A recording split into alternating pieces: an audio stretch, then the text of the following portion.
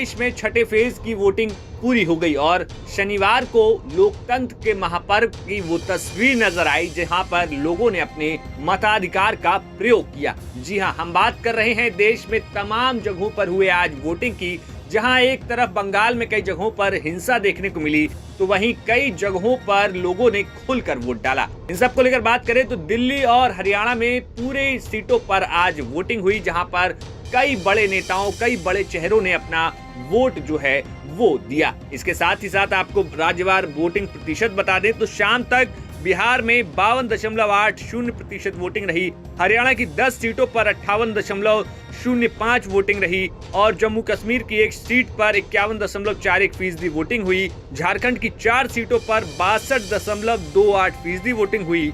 दिल्ली की 7 सीटों पर 54.37% वोटिंग हुई, तो वहीं ओडिशा की 6 सीटों पर 59.72% मतदान हुआ। इसके साथ ही साथ उत्तर प्रदेश की 14 सीटों पर 54.02% वोटिंग हुई और इसके साथ बंगाल की 8 सीटों पर 78.19% वोट डाला गया। इसके साथ आपको बता दें कि यहाँ पर आज तमाम बड़े चेहरों ने वोट डाला और क्या कुछ वहाँ की तस्वीर रही वो आप देख लीजिए।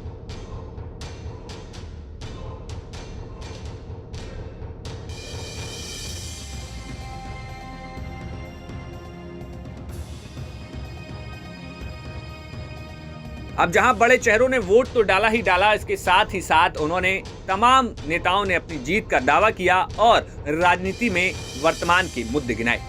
देखिए, मैंने अपना वोट कास्ट किया है और मैं चाहता हूं आप भी अपना वोट कास्ट करें।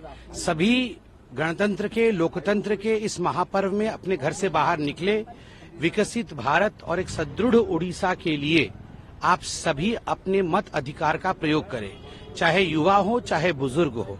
हम सब का कर्तव्य माँ भारती के प्रति बनता है कि हम सब एक सुदृढ़ लोकतंत्र के लिए मत अधिकार का प्रयोग करें। आप सभी निकले और मतदान दें। तो वैसे आज बिहार दौरे पर आए हैं, कोई लगता क्या फैक्टर होगा? भाई फैक्टर तो कुछ नहीं होंगे, बट हाँ इंडिया अलायंस को नुकसान ये जरूर करेंगे। बहरहाल प्रधानमंत्री जी की आज सभाएं और जिस तरीके से उसमें इतनी भीषण गर्मी के बाद लोगों का जोश, उत्साह और एक जन सैलाब देखने को मिल रहा है, इसने छठा और 7वां चरण भी हम लोग का स्पष्ट कर दिया है।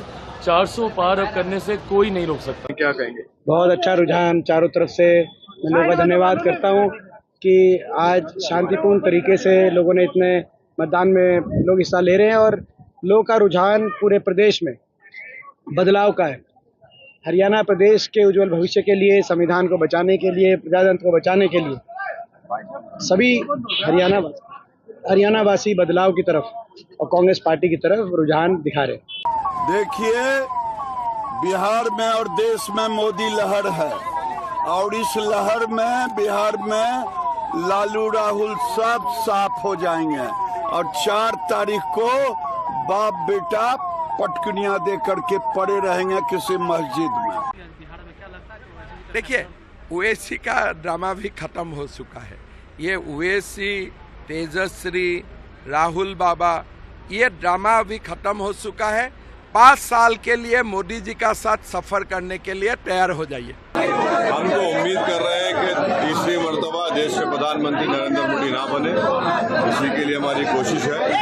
अब ये देश तय करेगा। मैं बहुत खुश हूँ कि मिराया अपने कॉलेज छोड़ के आई है अभी 3-4 दिन के लिए कि अपने वोट करें और जरूर यूथ का यही है कि बदलाव होना चाहिए और ये उनका समय है और सबको बाहर निकलना चाहिए और वोट डालें और इंडिया गठबंधन को एक मौका दे और प्रगति और देश को प्रगति की ओर के तरफ जाएंगे। अब 6 फेज की वोटिंग के बाद अब आखिरी के 7वें फेज में 53 सीटों पर वोटिंग होनी है और इसी 53 सीटों में से एक है बनारस सीट, जहां से खुद प्रधानमंत्री मोदी चुनावी मैदान में हैं। ऐसे में देखना होगा कि 6 फेज के बाद 7वें फेज तक चुनाव का क्या कुछ खुमार देखने को मिलता है।